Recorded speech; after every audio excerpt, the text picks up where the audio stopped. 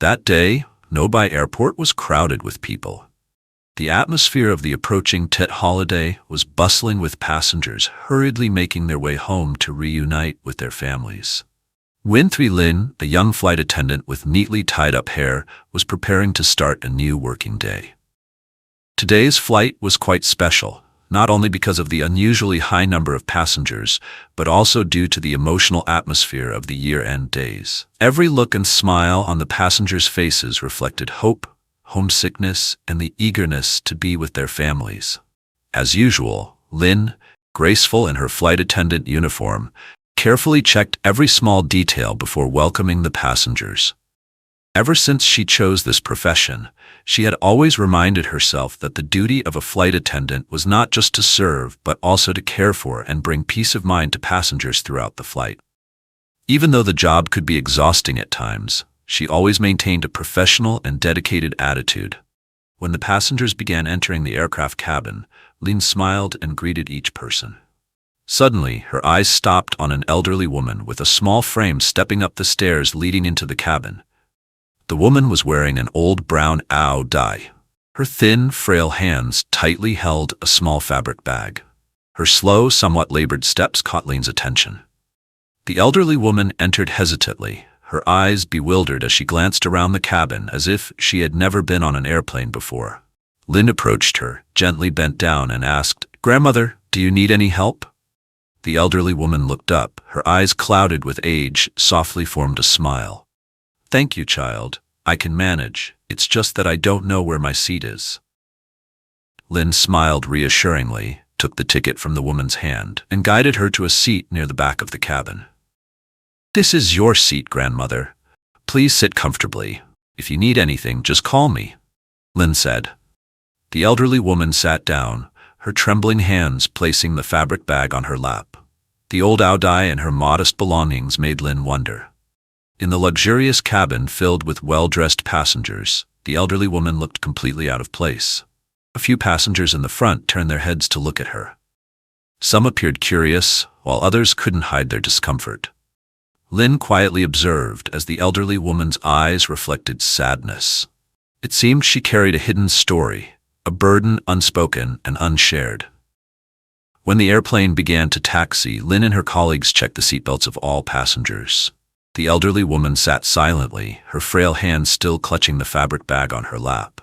Lin gently bent down and asked, "Grandmother, do you need anything? Are you comfortable?" The elderly woman nodded slightly and softly said, "Thank you, child, I'm fine." But Lin noticed her pale lips and weak breaths. She didn't ask further but silently kept an eye on her. The flight proceeded smoothly for over an hour.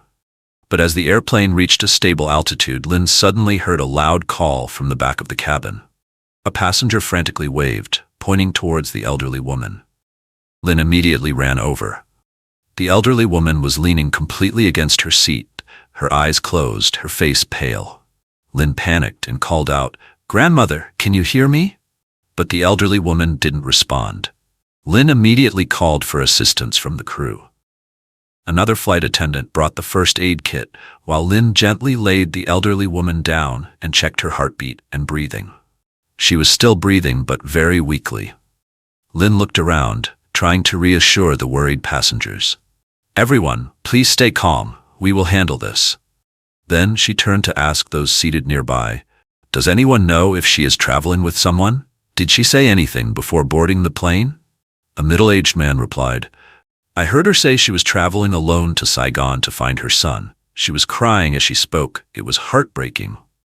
Hearing this, Lin's heart twisted painfully. Looking at the elderly woman's frail face, Lin couldn't help but think of her late mother, who had also toiled and endured hardships her whole life. But this was not the time for emotions.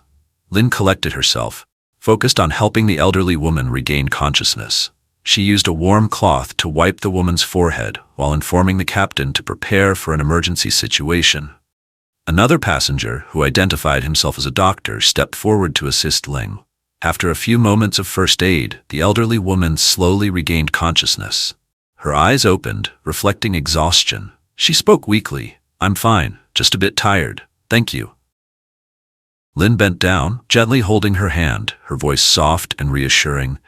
"Don't worry, we are here for you. please rest?"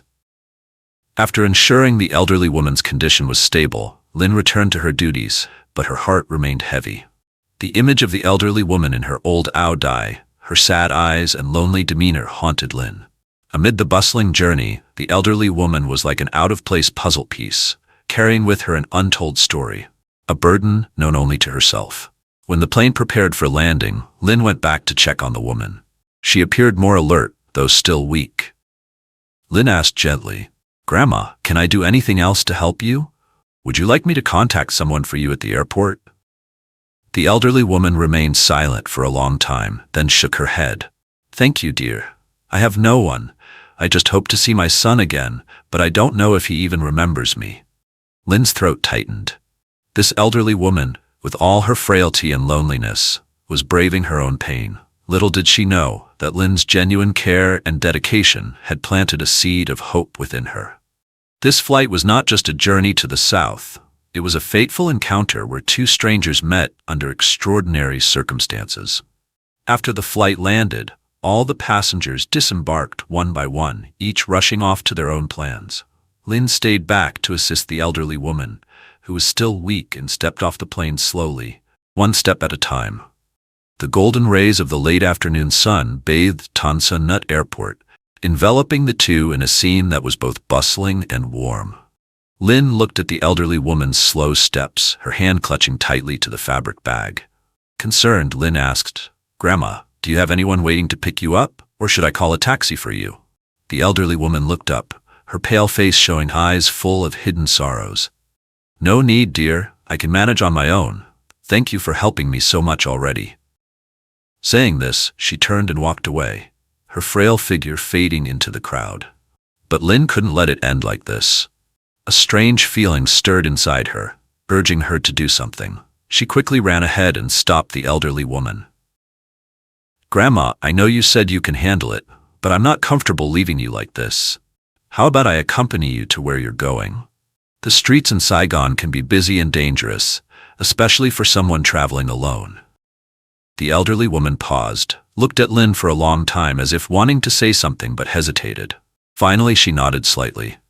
The two got into a taxi, and the elderly woman gave the address of a small alley deep in one of the city's districts. Along the way, Lin noticed how tightly the woman clung to her fabric bag, her eyes gazing out the window, lost in distant memories. After a few minutes of silence, the elderly woman suddenly spoke. "Thank you so much, dear. If it weren't for you today, I don't know what would have happened to me." "Please, Grandma, don't say that. It's my responsibility. But I am curious. Are you traveling to find your son? Why didn't you call him first to let him know you're coming?" Lin asked gently, trying not to make her feel uncomfortable. The elderly woman sighed, her trembling voice revealing deep sorrow. "My son, I haven't seen him in so long. He left home when he was young, said he was going to Saigon to make something of himself. At first, he used to call home often and send me money. But over time, the calls became less frequent and then stopped altogether. For years now, I haven't heard anything from him. I'm afraid he's forgotten me, forgotten his home." Lin stayed silent, her heart aching at the woman's story. The elderly woman's life seemed to be a long series of loneliness and waiting. Lin didn't know what to say to console her, so she gently placed her hand over the woman's. "Don't worry, Grandma. I'm sure he will be very happy to see you. No matter what, you're still his mother."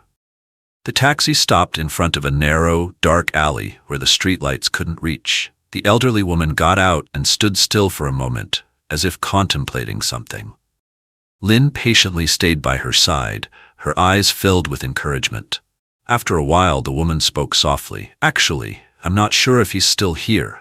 This is the last address he sent in a letter, but that was a long time ago." Lin was surprised but didn't want to add to the woman's sadness.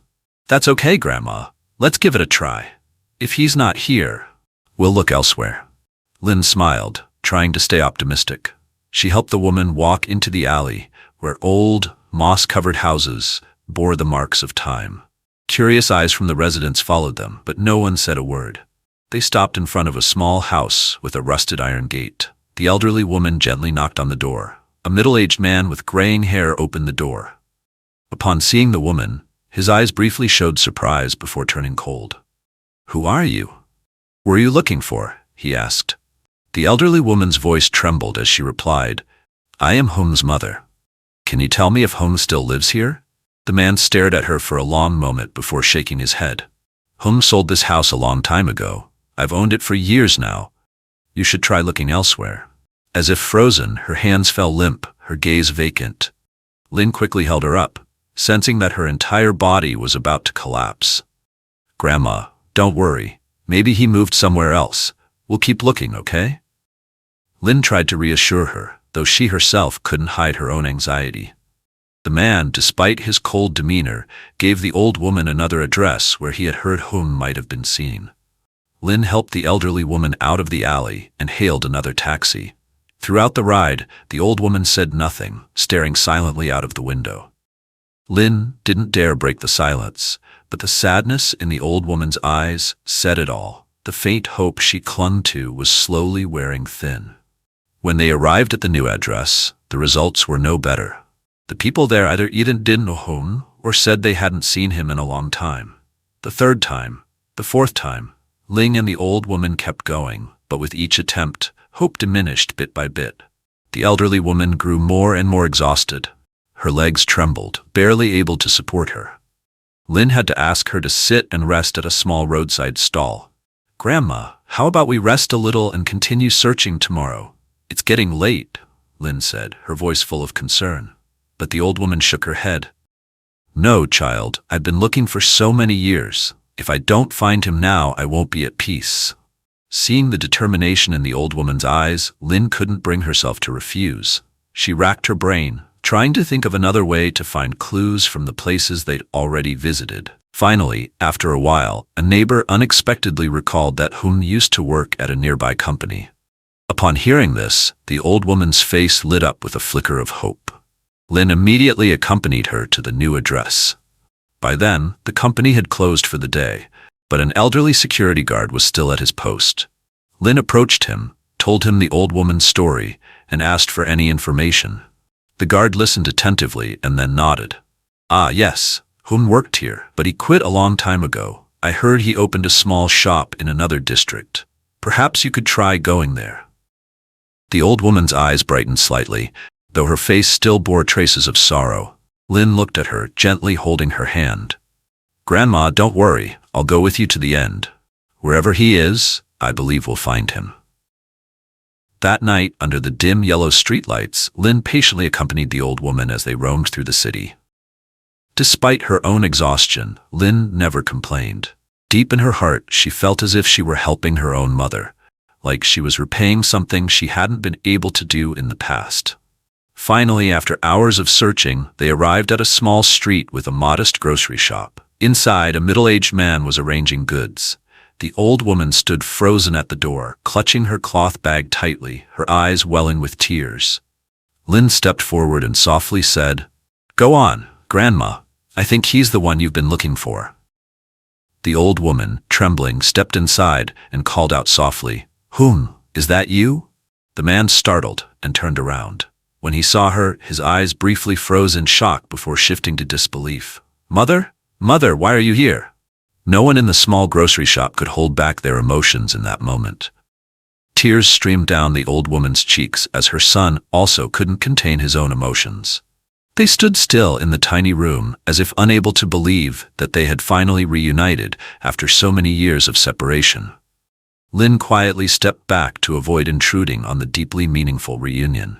Her heart felt lighter, as though she had set down a heavy burden. But what she didn't realize was that this very act of hers would change her life forever. After the emotional reunion, Lin couldn't bear to leave the old woman to face the changes in her son's life alone. She decided to stay and help the old woman adjust emotionally while also talking to Hum, the son she had searched for all these years. However, the meeting wasn't as smooth as Lin had imagined. After the initial outburst of emotion, Hum gradually showed signs of awkwardness, even avoidance. "Mother, why did you come here? I thought you'd stay in the countryside and wouldn't want to travel far," Hum said, his voice tinged with hesitation. His eyes didn't meet the old woman's but instead darted around as if trying to hide something. The old woman sighed softly, her voice trembling. Son, it's lonely back in the countryside. I miss you. I want to see you. I didn't know how you were living, so I had to come find you. Hum didn't reply, keeping his head bowed in silence. The atmosphere in the small room became heavy, making Lin feel suffocated. She sensed something was wrong. Hum didn't seem like the loving son the old woman had described, the one who used to send money and letters filled with love back home. His eyes carried weariness and despondence, as though he were trying to escape some difficult reality. Sensing the tension, Lin tried to interject to lighten the mood. Brother Hum, I think Grandma traveled all this way because she just wanted to see you. If you're facing any difficulties, you can tell us. Both Grandma and I are here to help you. But Lin's words seemed to make Hum even more uneasy. He fumbled for a water bottle on the table, taking a quick drink to mask his emotions. After a while, Hum finally spoke. Mother, the truth is, I'm not as successful as you think. This grocery shop isn't mine. I'm just an employee here. Please, go back to the countryside. This place isn't suitable for you. Hum's words hit the old woman like a blow. She stood still, her hands trembling as they gripped the edge of the table. What are you saying? Son, it doesn't matter if you're not successful. I don't need your money. I just want to see you and know how you're doing. Why are you telling me to go back? Lin could feel the pain in the old woman's voice. She gently held the old woman's hand, softly saying, Grandma, please sit down and rest for a while. Don't get too emotional. The old woman sat down, but her eyes remained fixed on Hum, filled with a mix of sorrow and disappointment. Hum looked at his mother, then at Ling, his gaze a mixture of guilt and helplessness. Just then, a tall man in shabby clothes entered the shop. Hum, today? Can you sell it? This month, you're behind on rent. You better find a way to earn more, said the man in a cold, condescending voice. Hum turned pale and quickly stood up. Yes, Mr. Tom, I know. I will try to pay in full. The man glared at Hum, then glanced at the old woman and Lin with a scrutinizing look. Are they your family? Don't even think about asking anyone to pay your debt for you. I have no patience. Lin immediately recognized the awkward situation and stood up, trying to stay calm. Uncle, Grandma and Hum are family. They haven't seen each other for a long time. Please give him a little more time. If needed, we will help. The man smirked, his eyes filled with disdain. Help? How much can you help? Don't make empty promises. I only need money, not words. With that, he turned and walked away, leaving a tense atmosphere in the shop. After the man left, Hum collapsed onto the chair, his face despondent. Mom, I'm sorry. I've let you down. Not only am I poor, but I'm also in debt. This shop isn't even mine. It belongs to someone else, and I'm just working here to gradually pay off what I owe. Mom, go back to the village. Don't get involved with me anymore. I don't want you to suffer because of me. The old woman burst into tears, her thin cheeks wet with tears. What are you saying, Hum? I don't need you to be rich. I just need you to be safe and live a good life. When you face difficulties, that's when I need to be by your side. How could you tell me to leave? Lin couldn't hold back anymore and spoke up. Hum, I understand you're under a lot of pressure. But Grandma has traveled thousands of kilometers to find you. No matter how hard things are, she will always stand by you. Don't make her sad. Hum looked at Ling, his eyes filled with gratitude, but also embarrassment. After a moment of silence, he nodded slightly. You're right. Mom, I'm sorry. I shouldn't have made you sad. However, the brief moment of peace didn't last long. A sudden incident occurred as the three of them were about to leave the shop. A small truck unexpectedly lost control and veered onto the sidewalk, heading straight toward where the old woman was standing. Lin reacted in a flash, rushing to push the old woman aside, but she herself got slightly hit on the leg and fell onto the road. The truck only stopped after crashing into a nearby lamppost. Hum panicked and rushed to help Lin up. Are you okay? Lin winced but tried to smile. I'm fine, just a little scrape. The old woman trembled as she hugged Lin tightly, tears streaming down her face. Oh, my child, if it weren't for you, I wouldn't have survived to see my son again. I don't know how to repay this debt. Lin held the old woman's hand, her voice gentle. Grandma, I just did what I should have done. I think if my mom were still alive, she would have done the same to protect me. The old woman's eyes softened, but deep in her heart, a significant decision was forming. Lynn had no idea that her brave action would completely change her life later on. After the incident on the sidewalk, Lynn stayed with the old woman and home to support them through difficult times. Her leg was only slightly scratched, and she didn't pay much attention to it. Lynn's biggest concern at that moment was the old woman and her son. She felt that she couldn't leave while the knots in their lives remained untied. The old woman, once she regained her composure, grew even closer to Lynn. She kept saying that Lynn was the kindest person she had ever met. Despite carrying many feelings of shame and pressure, gradually opened up more to his mother. He began to talk about his years of struggle in Saigon, the failures in his business ventures, the ever-mounting debts, and the days when he felt utterly hopeless. "Mom, I used to feel so proud when I could send money back to the village for you. But then everything changed. I made the wrong investments, got scammed, and lost all my capital. After that, I had to borrow money just to survive. The debts kept piling up. I didn't dare return to the village because I was afraid you'd be disappointed. I never thought you'd come all the way here to find me," Hung said, his voice choked with emotion. The old woman just shook her head, her gaze tender as she looked at her son. "Hung, I don't need your money. I just need to know you're still alive and trying. Even if you're poor, I'm still proud because you're my son." Her words brought tears to Hung's eyes. He hugged his mother for the first time in many years, letting his emotions flow freely. Lynn stood quietly by, witnessing the heartfelt scene. Her heart felt warm, touched by the simple and sincere love of a family. However, Lynn had no idea that this encounter was not just a touching journey of motherly love.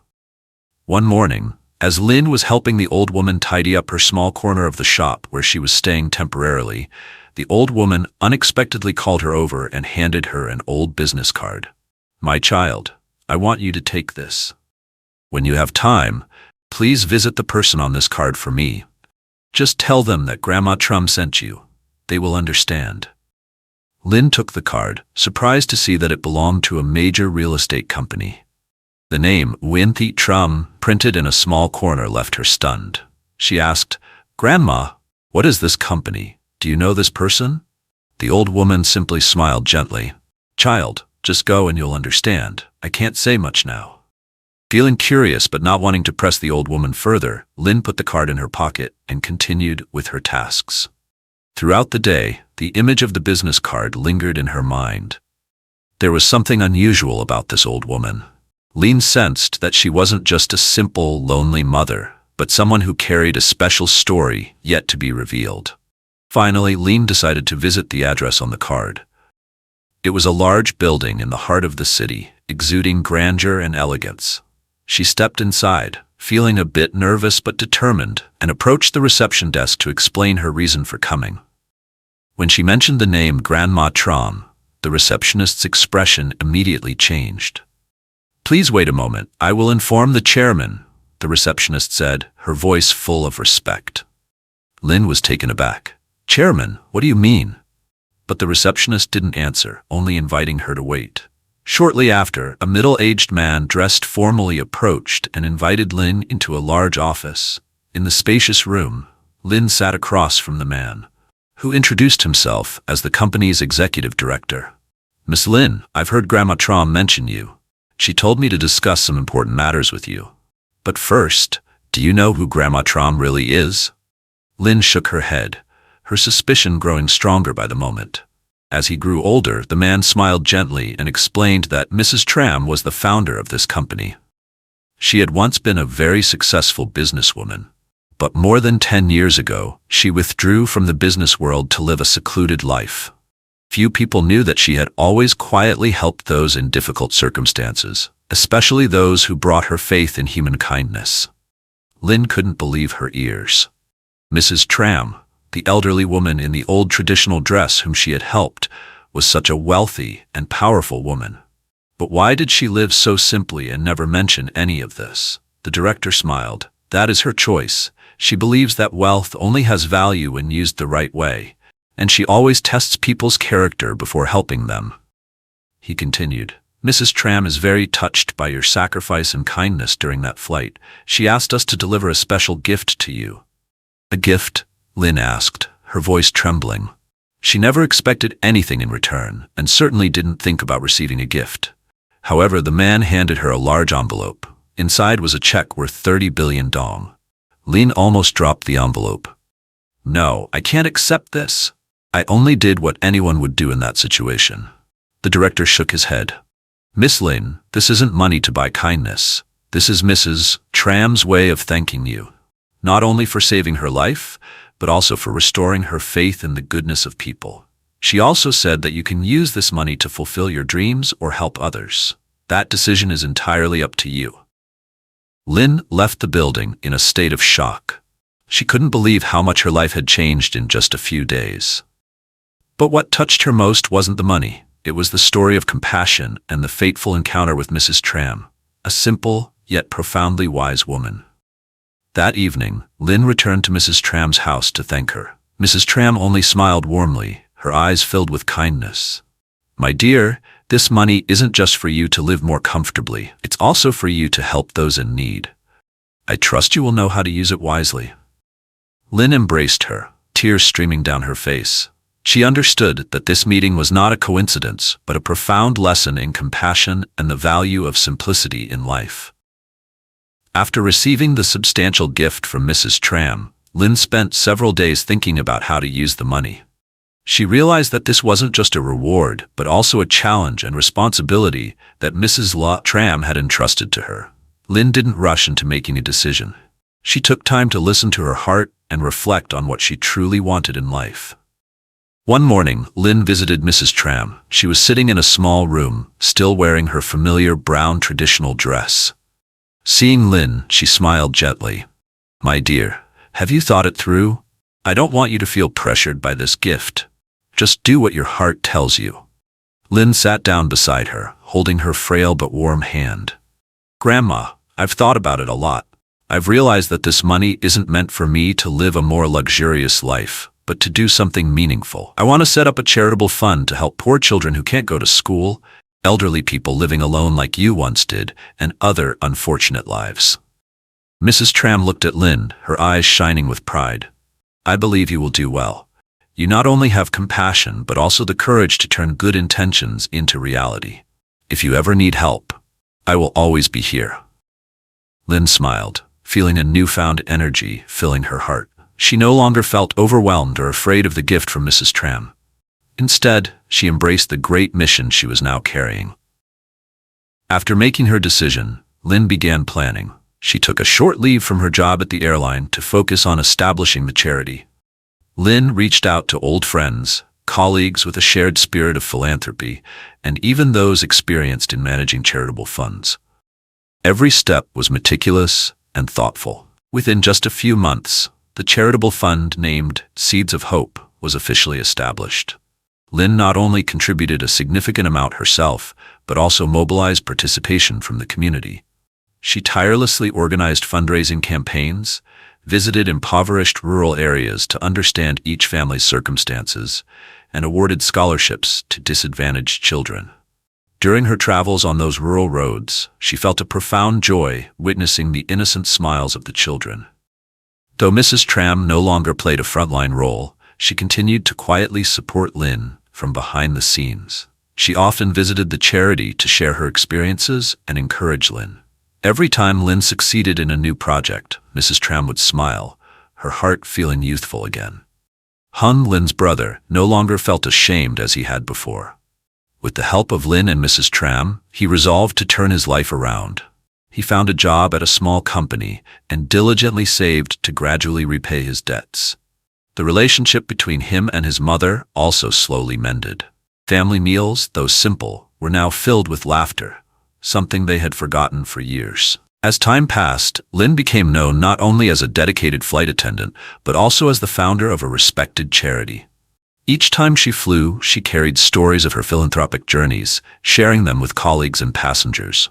These stories became a source of pride and inspiration, encouraging more people to participate in charitable activities. One day, Mrs. Tram called Lynn to her house. Her voice was a bit weaker than usual. My dear, I want to entrust all my assets to the charity. I've lived long enough to understand that what we do only matters when it continues, and I believe you are the best person to carry this forward." Lin was stunned. "Grandma, I don't know what to say. I just hope you'll stay by my side and guide me as you do now. You are the lighthouse that lights my path." Mrs. Tram smiled softly, holding Lin's hand.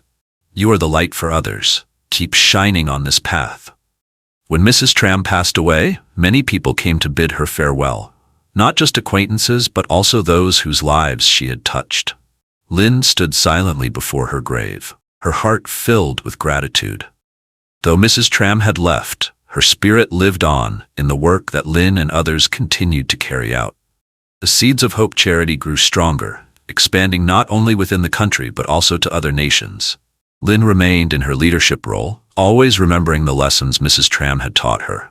She understood that life is not measured by wealth, but by the values we leave behind. And so, the story of Mrs. Tram and Lin became a symbol of compassion and the connection between hearts that know how to love. In a turbulent world, the light from good deeds still shines brightly, illuminating the path for those who have lost their way.